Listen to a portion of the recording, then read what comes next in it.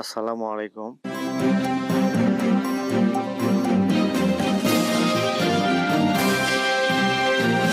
সুপ্রিয় শিক্ষার্থী, আশা করছি তোমরা সবাই ভালো আছো। আজ আমি সপ্তম শ্রেণীর ডিজিটাল প্রযুক্তি শিখন অভিজ্ঞতা 7 গ্রাহক সেবায় ডিজিটাল প্রযুক্তির ব্যবহার, এই শিখন অভিজ্ঞতার 5 নম্বর পর্ব নিয়ে আলোচনা করব।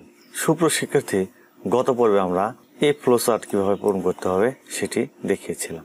আজ আমরা এখান থেকে শুরু করব। ই কমার্সের সেবা প্রাপ্তি ডিজিটাল মাধ্যম ব্যবহার করে ধাপ ও বিবেচ্য বিষয়াবলী। সুপ্রিয় শিক্ষার্থী, তোমরা এগুলো পড়ে নেবে। তারপর এটি কিভাবে পূরণ করতে হবে দেখো।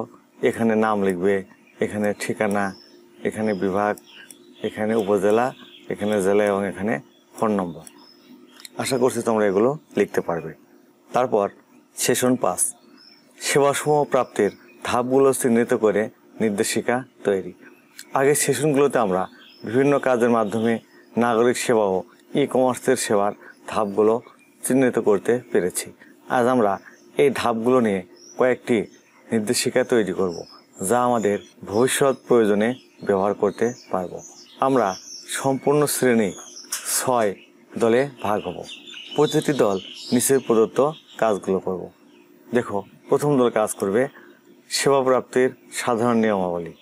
দ্বিতীয়, তৃতীয়, চতুর্থ দল শ্রেণীতে আলোচনা সাপেক্ষে প্রাত্যহিক প্রয়োজনীয় 3টি, এক দলে একটি করে নাগরিক সেবা প্রাপ্তির ধাপ। পঞ্চম ও ষষ্ঠ দল শ্রেণীতে আলোচনা সাপেক্ষে প্রাত্যহিক প্রয়োজনীয় 2টি, এক এক দলে একটি করে ই সেবা প্রাপ্তির ধাপ। এগুলো তোমাদের লিখতে হবে। চলো তাহলে এগুলো কীভাবে লিখবে সেগুলো আমরা আমাদের নোট থেকে দেখে নেব। তোমরা এখনও যারা সোহান অনলাইন স্কুল চ্যানেলটি সাবস্ক্রাইব করোনি তারা প্লিজ সাবস্ক্রাইব করবে, এবং যারা ফেসবুক পেজ থেকে ভিডিওটি দেখছো তারা ফেসবুক পেজটি ফলো করে দেবে এবং লাইক দিয়ে দেবে। আমরা সম্পূর্ণ শ্রেণীর 6টি দলে ভাগ হব। প্রতিটি দল নিচের প্রদত্ত কাজগুলো নিয়ে কাজ করব। প্রথম দল সেবা প্রাপ্তির সাধারণ নিয়মাবলী। 1 নম্বর, রাষ্ট্রের প্রকৃত নাগরিক হতে হবে। 2 নম্বর, নিবন্ধনকৃত মোবাইল নম্বর দিতে হবে। 3 নম্বর, পরিচয় গোপন করা যাবে না। 4 নম্বর, সমস্যা বিস্তারিতভাবে বর্ণনা করতে হবে। 5 নম্বর, প্রকৃত ঠিকানা দিতে হবে, ভুয়া ঠিকানা দেওয়া যাবে না। এখন দ্বিতীয়, তৃতীয়, চতুর্থ দল শ্রেণীতে আলোচনা সাপেক্ষে প্রাত্যহিক প্রয়োজনীয় 3টি, এক এক দলে একটি করে নাগরিক সেবা প্রাপ্তির ধাপ। 1 নম্বর, প্রত্যয়নপত্র। ইউনিয়ন পরিষদ, পৌরসভা, সিটি কর্পোরেশনের ওয়েবসাইটে গিয়ে লগ ইন করে প্রয়োজনীয় তথ্য প্রদান করে জমাদান করা। উক্ত অফিস তথ্য যাচাই বাছাই করে ইমেইল করবে কিংবা সরাসরি হাজির থেকে সংগ্রহ করা। 2 নম্বর, অভিভাবকের আয়ের সনদ। ইউনিয়ন, পৌরসভা বা সিটি কর্পোরেশনের ওয়েবসাইটে গিয়ে লগ ইন করে প্রয়োজনীয় তথ্য প্রদান করে জমাদান করা। উক্ত অফিস তথ্য যাচাই বাছাই করে মোবাইল করবে কিংবা সরাসরি হাজির থেকে সংগ্রহ করা। 3 নম্বর, প্রতিবন্ধী সনদ। ইউনিয়ন পরিষদ, পৌরসভা, সিটি কর্পোরেশনের ওয়েবসাইটে গিয়ে লগ ইন করে প্রয়োজনীয় তথ্য প্রদান করে জমাদান করা। উক্ত অফিস তথ্য যাচাই বাছাই করে ইমেইল করবে কিংবা সরাসরি হাজির থেকে সংগ্রহ করতে হবে। 5 নম্বর, পঞ্চম ও ষষ্ঠ দল শ্রেণীতে আলোচনা সাপেক্ষে প্রাত্যহিক প্রয়োজনীয় 2টি, এক এক দল একটি করে ই কমার্স সেবা প্রাপ্তির ধাপ। 1 নম্বর, মোবাইল ব্যাংকিং।